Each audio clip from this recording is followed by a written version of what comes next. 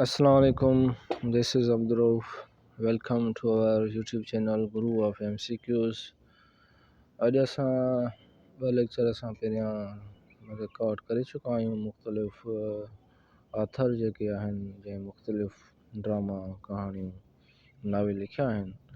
अॼु वरी असां कुझु ऑथर जेके इम्पोर्टेंट ऑथर आहिनि उन्हनि जे मुख़्तलिफ़ किताबनि जेके उन्हनि जा किताब मुख़्तलिफ़ ड्रामनि कहाणियुनि शाइरी जी मजमूअनि ते लिखियल आहिनि, उन्हनि जे बारे में असां अॼु पढ़ंदासीं। जीअं साईं अली अहमद बिरोई जो हिकिड़ो लिखियलु आहे किताब कखपन। इहो साईं कखपन जेको आहे अली अहमद बिरोई जो लिखियलु आहे। सिंध जो शाह इहो मीर हसन अली ख़ान जो लिखियलु आहे। नसीम खल जो शबनम शबनम किविल कविल कविल इहो साईं नसीम खल लिखियलु आहे। चोॾियूं दर इहो बि साईं नसीम खल जो लिखियलु आहे। ॿियो आहे दमी दमी बि नसीम खल साहब जो लिखियलु आहे।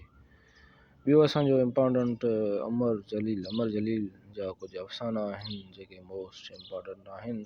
उन्हनि मां को बि हिकिड़ो अफ़सानो असांजी ईंदड़ सेकेंडरी स्कूल टीचर जी जेका टेस्ट थियण वारी आहे मोस्टली अप्रैल में सिंध पब्लिक सर्विस कमीशन जे थ्रू, त उन में साईं अमर जलील जो को बि अफ़सानो अची सघे थो। जीअं साईं जो आहे पहिरियों दिलि जी दुनिया, इहो अफ़सानो साईं अमर जलील जो आहे। ॿियों आहे जॾहिं मान हूंदुसि, इहो बि साईं अमर जलील लिखियो आहे। नेठि गूंगे ॻाल्हायो इहो बि साईं अमर जलील जो लिखियलु आहे। मुंहिंजो ॾसु आसमान खां पुछ इहो बि साईं अमर जलील साहब जो लिखियलु आहे। पुलसरात इहो बि साईं अमर जलील जो साहब जो अफ़सानो आहे। सियाणनि में हिकु भोग इहो बि साईं अमर जलील साहब जो अफ़सानो लिखियलु आहे। सतों आहे बार्नीस स्ट्रीट जो हिकु गुंडो इहो बि साईं अमर जलील साहब जो लिखियलु आहे। ॿियो आहे राहूं जुदा जुदा साईं अमर जलील साहब जो अफ़सानो आहे।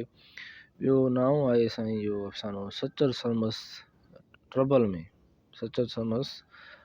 में इहो बि साईं अमर जलील साहब जो लिखियलु आहे। चोथों सम्झ में मूंखे नथो अचे। सर्द लाश जो सफ़र अलाए छा लिखियलु आहे। लाश जो सफ़र लिखियलु आहे, पहिरियों लफ़्ज़ अलाए छा लिखियलु आहे इहो सम्झ में नथो। इहो बि साईं अमर जलील साहब जो लिखियलु आहे। ॿियो असां पढ़ंदासीं जेको भेरूमल महरचंद अडवाणी जा कुझु मुख़्तलिफ़ बुक्स आहिनि जेके मुख़्तलिफ़ कहाणियुनि ते ड्रामा ते मुख़्तलिफ़ जा किताब लिखियल आहिनि, उहे असां पढ़ंदासीं। जीअं आहे साईं क़दीम सिंध इहो साईं भेरूमल महरचंद अडवाणी जो किताबु आहे। सिंधी ॿोली जी तारीख़ इहो बि साईं भेरूमल महरचंद अडवाणी जो लिखियलु आहे। ऐं ॿियो आहे असांजो साईं जो किताबु लिखियलु लतीफ़ी शेर इहो बि साईं भेरूमल महरचंद अडवाणी जो लिखियलु आहे।